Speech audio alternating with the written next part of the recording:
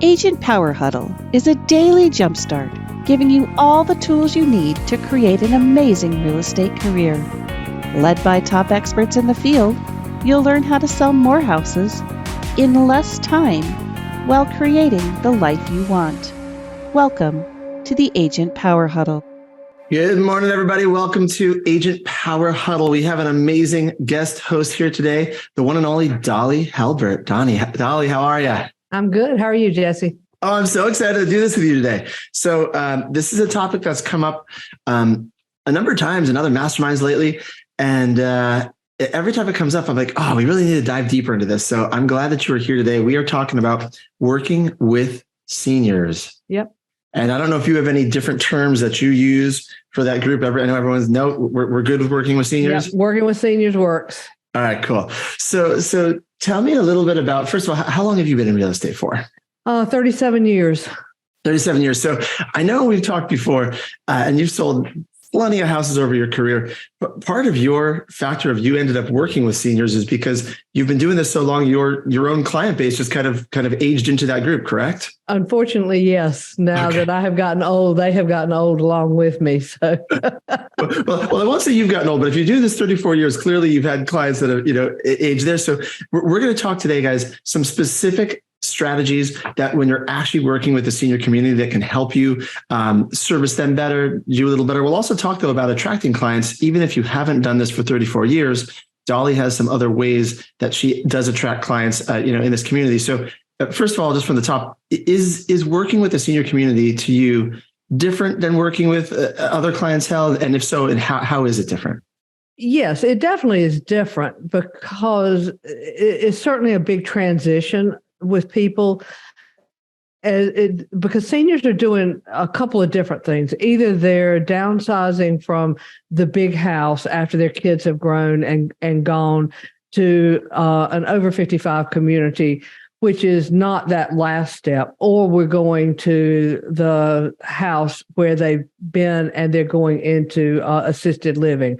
And that's a whole different dynamic. And you really have to treat those folks with a lot of care and a lot of love because there's a lot going on emotionally with them. So a whole different dynamic between the two. The ones that are getting rid of the big house and going to the small house are usually pretty excited about being done with it. And the others are looking at end of life kind of decisions. And that's a different mindset. Interesting. It is very different with each of those populations. So I guess we can break it down within those. So, and what I'm hearing though in both cases are in this new real estate market where I find most of the buyers and sellers are moving based on life decisions, right? Or life changes. Yes. This is a population that, are you still seeing a lot of, a large percentage of your clients that are in this category? One of these two categories because of their, it's life changes that's causing it. Absolutely. Absolutely. And again, it's that we're tired of the upkeep of the big house. We don't want to have to do that anymore. Or we can no longer manage stairs, or there's a health concern or something. I just finished with one, and it's taken 4 years from the time she called me to be able to get into the assisted living where she wanted to be. And it's a constant checking in on her, see how she's doing as she's trying to get rid of the things in her home, going and having lunch with her. It's not, we're going to go do our CMA, we're going to present it, we're going to be done with the whole thing. It is coddling, it's caring. Not sure. Are you familiar with the term, and this is one of my favorite ones, of getting to the red with people? Are you familiar with that? No, tell me about it. Love it. This is an old Joe Stump thing, and I watched him years ago on stage where he was speaking with an agent, and we were, again, this was years ago. If we could make $100,000 in real estate, we were really excited. So that was the goal. And he invited this gal up on the stage, and he said, "What's your goal?" And she said, "If I could make $35,000 this year, I'd be happy." And the whole audience was like, 35? Why do you only want to make 35? And so he started asking questions. And again, real estate's all about asking questions. And it was, well, tell me more. Explain that to me.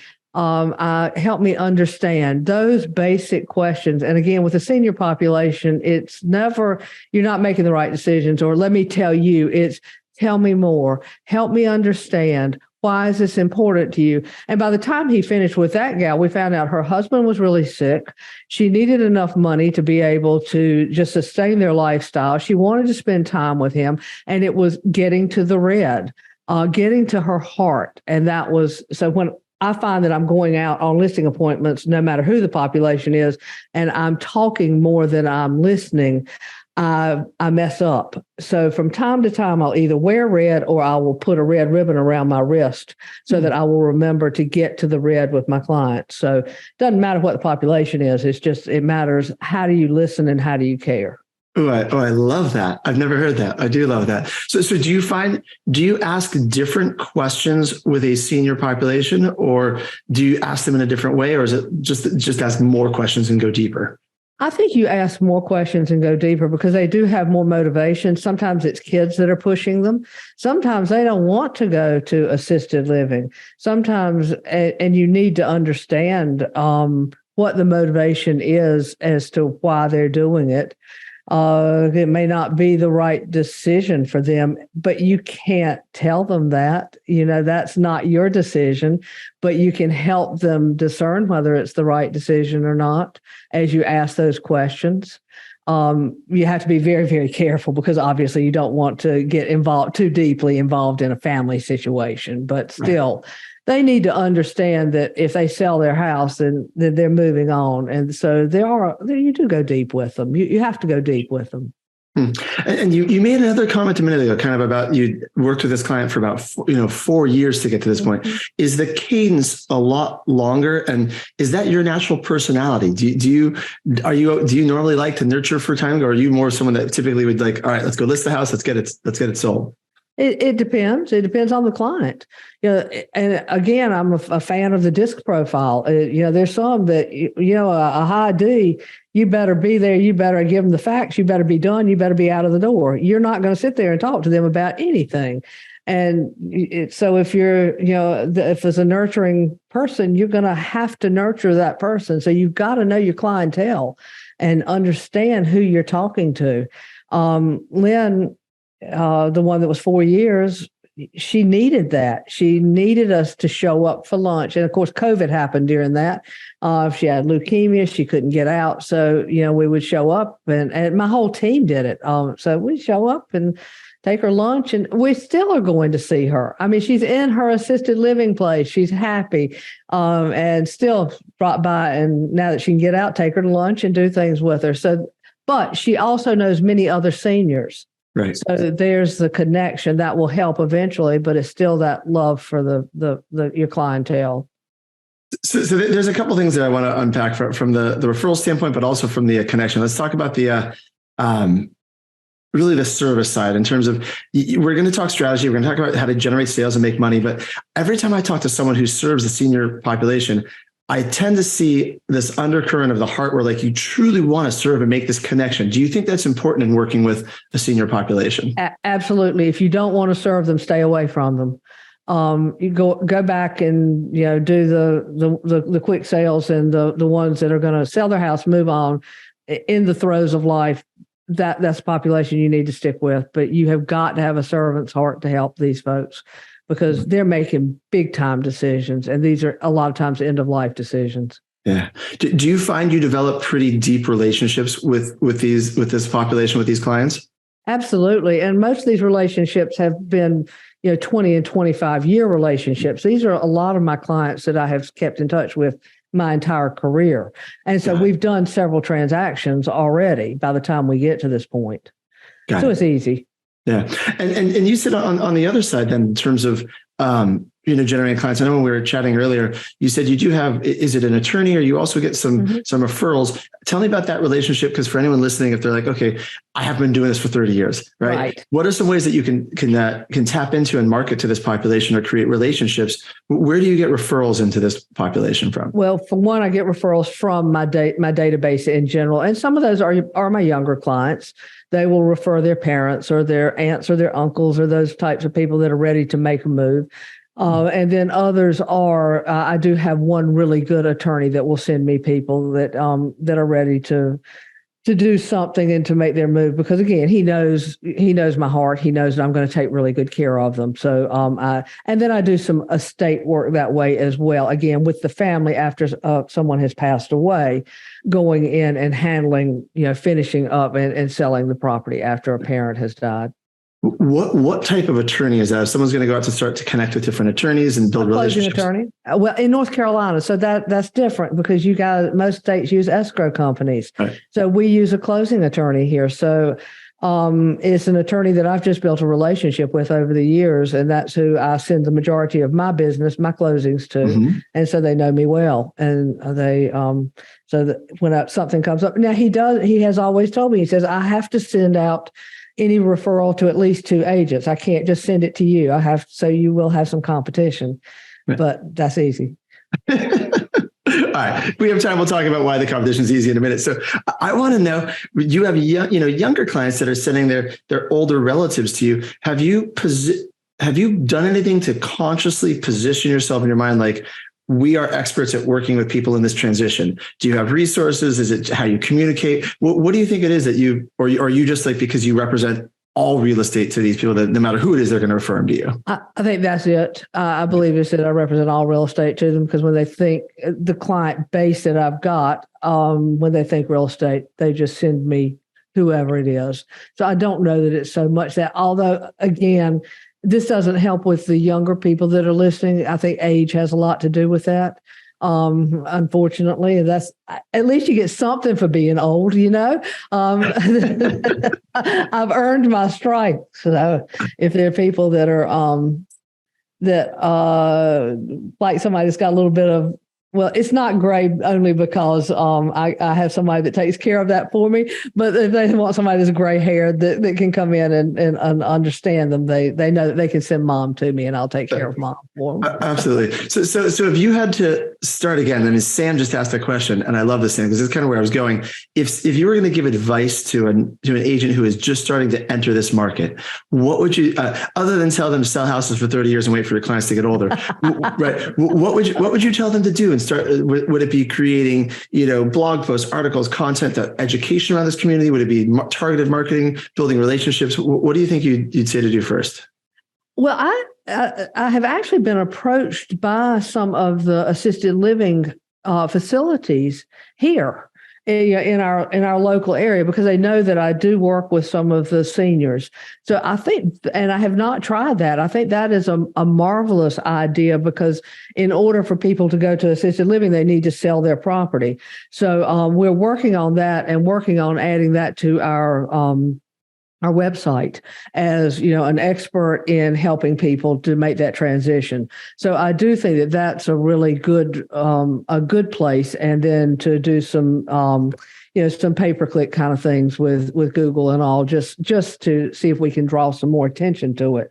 And I think, again, with the database that you already have, even being a new agent, letting people know that you've got the heart for it. Armand, he has a gal on his team who's, she's probably in her 40s, that is doing a great job with seniors. So she has found that niche. You don't have to be old to do it. I think anybody can do it.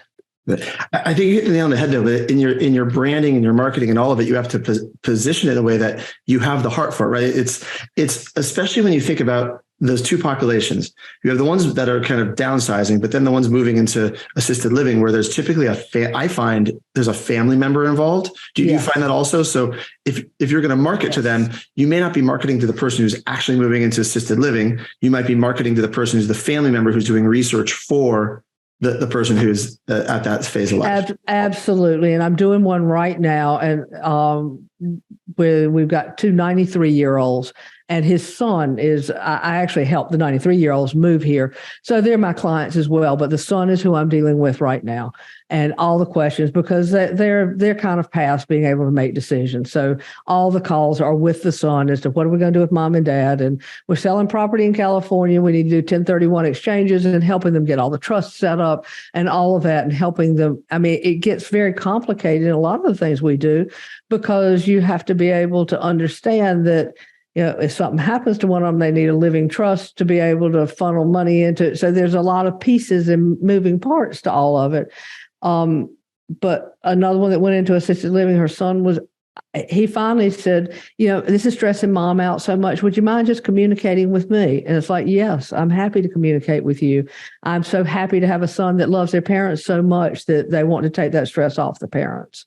So everything we did as we were finishing up that sale, he handled for his parents. And of course, the parents knew what was going on. And, but every document that needed to be signed, he was there when the DocuSign came through and helped them with. So kids get very involved.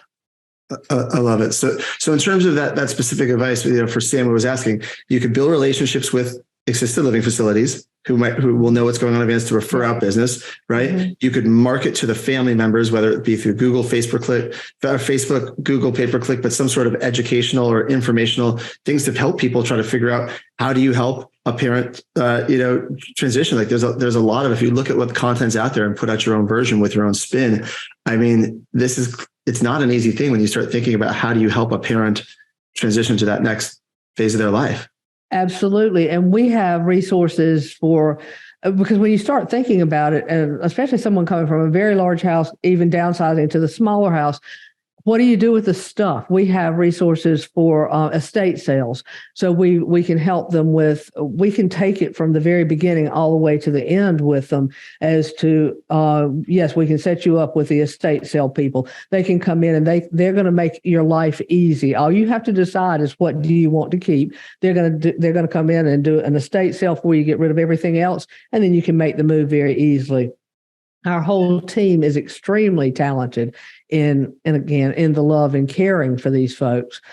And the one thing I have always told every agent on my team is when you start looking at your dollars and your commission checks, you're going to fail. When you start leading with your heart and with love and everything that you do, you're going to be extremely successful in real estate. So when you put it in that perspective, and it doesn't matter whether it's a first-time home buyer or whether it's a senior. If you obviously you got to watch the money at some point, but if it's about the compassion and the love of the people, you're going to be extraordinarily successful. Yeah. There's a question in the chat box that maybe we can work through this, Dolly. Let's see, I'm making a note here for G on that last thing Dolly said was a great quote, by the way, if you want to edit that out for a clip. I love what you said, Dolly. So here's the question from Lindsay. Lindsay is saying she's in a precarious situation because she has a seller she's trying to help move out of the house who's going to be moving to an assisted living facility, but that seller needs the money from the sale of the house. Have you ever had a facility work with you in that situation? Where like, what do you do there, Dolly? Well, yeah, and I think it's up to the facility because the one that I did for 4 years, she had not sold her house, and they gave her 6 months to be able to sell her house and come in. So I think that is really just a facility decision. So I would ask her if she's asked those questions of that particular facility. And this is the nicest facility we have in our area that did it. So it was and one of the most high in demand facilities. So I think I would just ask her to make sure she's asked the right questions. Otherwise, if there's a way of doing pulling some money out of the house, doing a HELOC or something like that to have enough money to get started and making sure her house is going to sell, or even a reverse mortgage. I think that might even work. Yeah, so I was just wondering reverse mortgage because the HELOC, you just couldn't have it listed for sale when you were doing the HELOC. So it's really so hard. You do it first, do it fast, and then put the house on the market. So that we do a lot of those here. Yeah. Yeah. All right. We got about 10 minutes. I have a number of more questions, but is there anything, Dolly, we didn't cover that you want to make sure we talk about in terms of things that you've done that worked or things that you're currently doing? I mean, you do so much with referral generation. Is there anything that you've done with your clients over the years that's been helpful?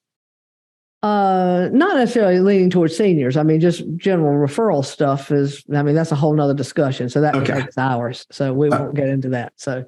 All right, we'll have you back to talk about referral generation in general. So, but anything else specific? Because otherwise, I've got more questions I can ask you. Anything you want to make sure we cover? No, I think we're good. Keep going. All right, cool. So, on a sense of working with seniors, we've figured out we're going to have a slower cadence in general, right? We're going to meet them where they're at. If you don't have a heart, you don't serve. That like you don't coming from service. This isn't the population for you. in your communication, you're asking more questions, or I'm just kind of recapping what we've learned so far. In terms of the group that's downsizing, because we didn't really talk, we've talked a lot about the ones going into the assisted living, the group that's downsizing, right? Do you find that they typically start, is there any, in general, do they start by looking at the next house they're going to look at? Do they start by looking at selling their current house? Is everybody different? Everybody's different. It depends on their financial situation. And most of the ones that I've dealt with are able to go ahead and buy before they sell, which is really nice because then they've got plenty of time to make that transition. It's much easier. So rarely do I have those that have got to sell something, because that stress level, again, when you start getting into that age group, gets very hard. When I've got one right now that had to sell and before they bought, and it is just a mess at this point, because I get a call about every hour on the hour from them about something else that is just more than they can, because they've been in their house for 30 years and we have sold it. And now they've backed out of the deal that they were going to buy and they're off in another state looking at houses. And it's like, oh my gosh, I'm not sure how, but when I talk to them, it's very calm. It's going to be okay. We're going to figure this out. Don't you worry. It's all good. But the majority of them are able to go ahead and buy before they sell. But if not, it can be extremely challenging, because all of a sudden they have sold their house and it is, oh no, what have I done? And how am I going to manage this? And you're the manager. It really sounds like so many of the normal things all agents deal with clients, but just magnified because of the scope of the years. They've been in the house for 30 years. Mm-hmm. It feels like they might not be doing this again. Like this is the last dollars they're taking out of the sale of a property. Those are the things that seem to magnify the normal issues you get. Is that a fair statement? Absolutely. And a lot of times you're dealing with health issues as well. So you've got to think about that. And then the other thing, it depends on their age. So if you're starting to get up into the 80s, most of them do not communicate with, they don't use a computer very well. So there are a lot of in-person visits. You're dropping by and having them sign things in person. Some of them are not mobile. So we do have a notary on our team that goes and has things notarized to provide that service for them. So it's a whole nother level. You talked about DocuSign and they just gloss over. You do not text. It's always a phone call. And when it's a phone call, you better plan on being on the phone a good 30 minutes, because you're not going to get them off, because most of them are lonely. So it's again a whole nother level of dealing with folks. It really is. All right, Suma's got a great question here. She said, how do you manage memory issues? I mean, we've had a few clients like this, and it's not everybody, but there definitely are seniors that have some memory issues. How do you handle that? Well, that's a good question. You keep repeating things, for one thing. And if there's severe memory issues, that's where you go with a family member, because you've got to be really, really careful, or make sure you document everything, have things in writing, even if, because they will have an email account of some sort. So you want to memorialize anything that you said, just to keep yourself out of trouble. So if they have agreed to something and then they have forgotten that later, say, well, do you remember that we talked about that on Thursday and I sent you an email about that? Go back and check that. So that type of thing will help. But I've not had anybody with severe memory issues that I did not have a family member involved. So that's going to be the key, is to make sure that you've got somebody involved that can help you through that piece. But just those, well, yeah, I forgot I told you that, or it is best. I like a lot of things in writing with folks, even if they've all got an email address somewhere, or they've got a child with an email address. They memorialize it.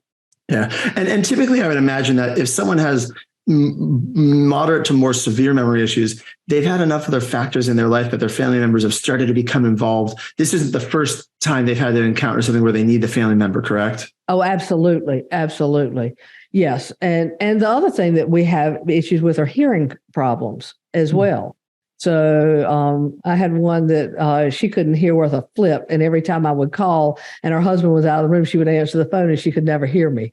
So it was like, please just don't pick up the phone. Just leave it until your husband comes back in the room, and then I'll call again.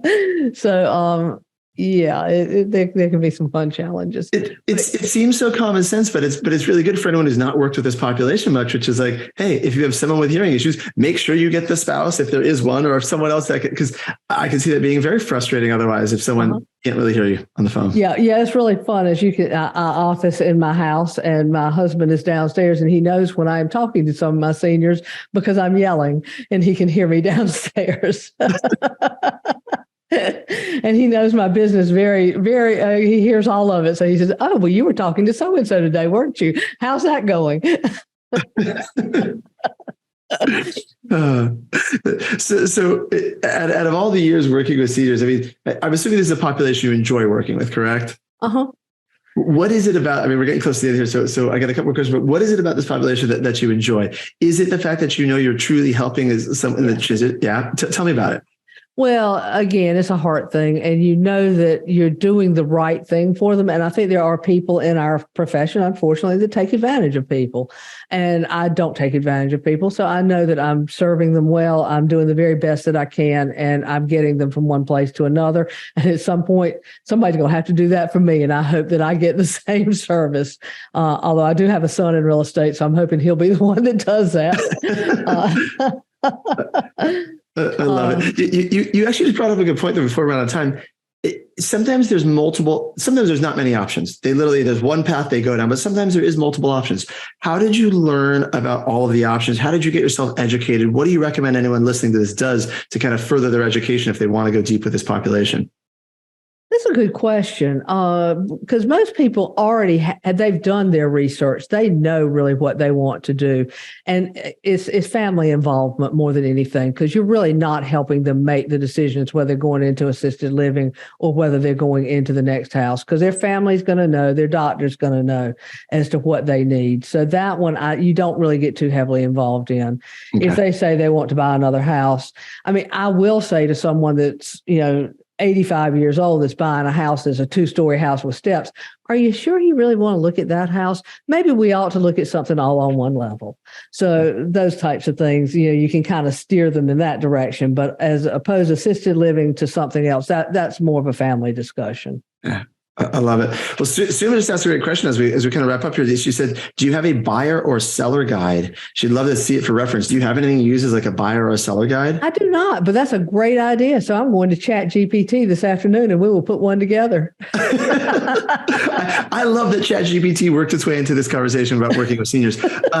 So if someone does want to get a hold of you, Dolly, just ask questions about working with seniors, or if they have a referral, right? First of all, tell them the area you work and how can someone get a hold of you?